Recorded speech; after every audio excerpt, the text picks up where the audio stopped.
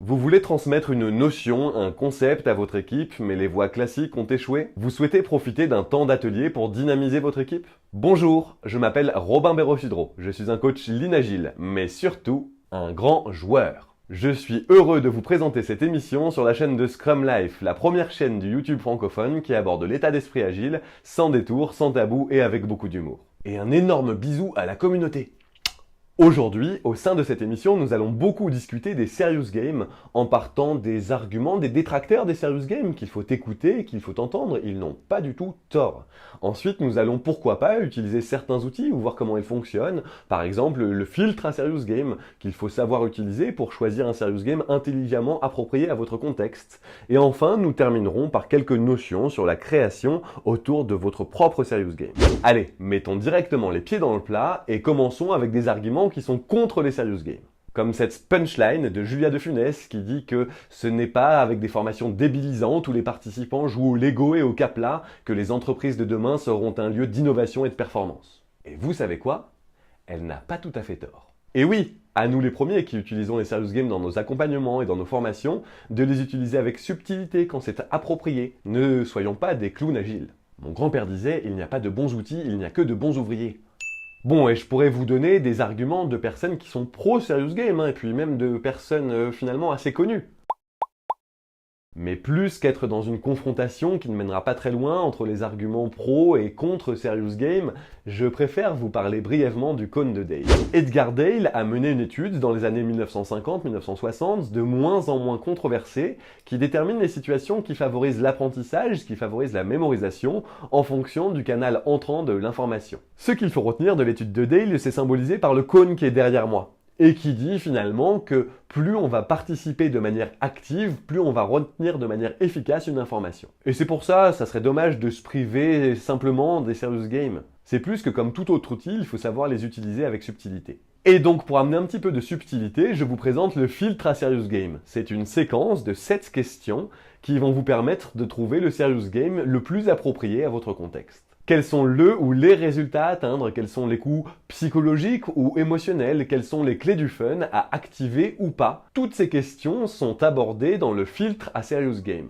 Et la bonne nouvelle, c'est qu'il est gratuitement téléchargeable dans la description. Allez-y, c'est un outil vraiment top. Maintenant qu'on a abordé la question des détracteurs de Serious Game et qu'on a vu que ceci permettait d'apporter de la précision finalement, et qu'on a aussi évoqué la question et le cône d'Edgar Dale, je vous propose qu'on voit maintenant ensemble aujourd'hui comment créer son propre serious game. Mais avant que je vous donne mes astuces pour créer votre propre serious game, je vous invite vraiment à aller voir la formidable conférence de Grégory Alexandre sur comment créer votre jeu pédagogique pour parler de sujets sérieux. C'est une conférence géniale qui m'a vraiment inspiré, n'hésitez pas à checker le lien dans la description. Mais alors, comment est-ce qu'on crée son propre serious game? Et pour ce faire, pour créer votre propre serious game, il va falloir répondre à 3 questions. Le pourquoi, le pour qui et le comment. Pour répondre à la question du pourquoi, pour définir votre objectif de serious game de manière efficace, je vous conseille de démarrer par la fin, en effectuant une session de débriefing idéale autour d'une session de jeu imaginaire finalement.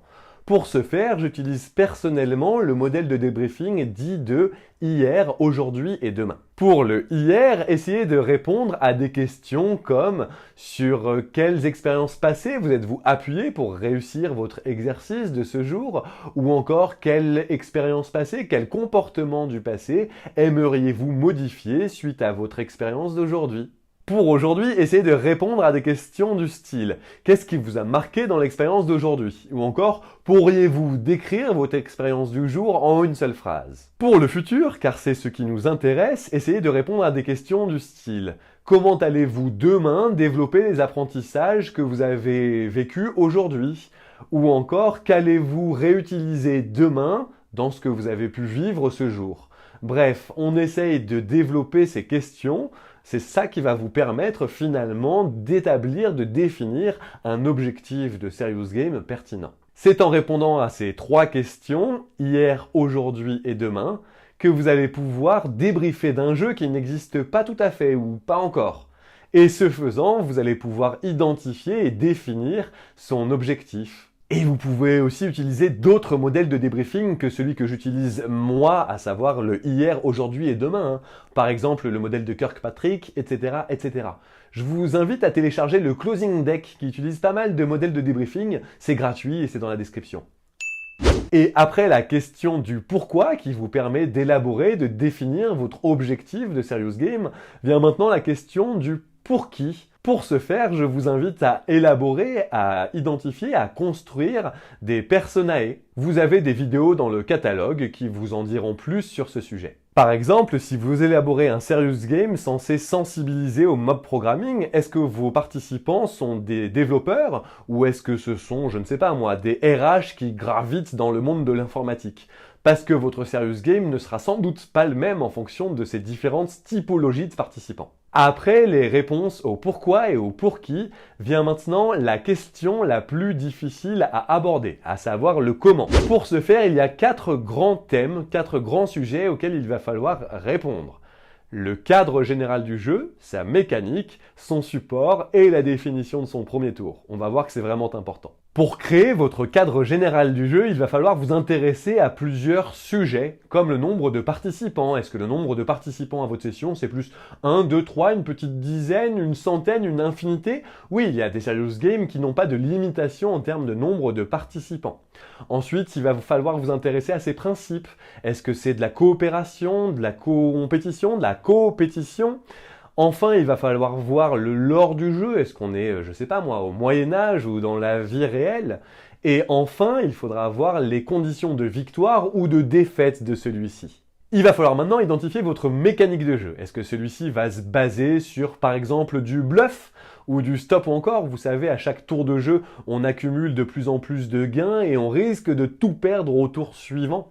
Ou encore des courses, comme le Pictionary ou le jeu de loi. Bref, il faut s'intéresser à la mécanique de votre jeu. Vous avez défini le cadre général du jeu et que vous avez identifié sa mécanique, vient la question du support. Est-ce que ça va être un jeu de plateau, un jeu de cartes, un jeu de dés, une combinaison de ces éléments, d'autres éléments? Ne bridez pas votre imagination. Maintenant que vous avez votre cadre général, votre mécanique de jeu et son support, vous pouvez mettre en place et définir votre premier tour de jeu ainsi que la mécanique du construire, tester et apprendre. Bah oui, lancez-vous dans votre premier tour de jeu, tirez-en des enseignements et en fonction de ceux-ci, améliorez le second tour de jeu et vous bouclez sur construire, tester et apprendre jusqu'à ce que vous ayez une première version de votre jeu que vous jugiez convenable. Tout ceci étant fait, vient maintenant la phase de l'observation et du test par des personnes extérieures. Demandez à vos collègues de tester votre jeu, vous vous mettez vraiment en retrait, en observation, vous notez les verbatims, les rires, les râleries, vous ne changez pas les règles en cours, mais ça vous permet de prendre énormément de feedback pour améliorer celui-ci. Et oui, c'est difficile d'équilibrer un jeu. Pensez à tester, améliorer, tester, améliorer, tester, améliorer. Une dernière petite astuce qui va vous être fort utile lors de la création de vos premiers serious games. N'hésitez pas à partir d'un jeu déjà existant qui a une mécanique robuste. Dans la création du jeu Agile Smells, dont je porte le t-shirt et qui est téléchargeable directement dans la description, je suis parti du jeu Shit Happens. Et oui, c'est un jeu à boire qui était fun, et puis finalement ça s'est transformé en jeu sérieux. Je pourrais citer aussi Agile Mind par exemple, ou Agile Burger Quiz. Bref, c'est plutôt facile de s'approprier un jeu qui existe déjà et de le transposer dans notre univers. Et voilà, c'est tout pour cette émission. J'espère que ça vous a donné quelques billes si jamais vous vouliez vous lancer dans la création de votre propre serious game.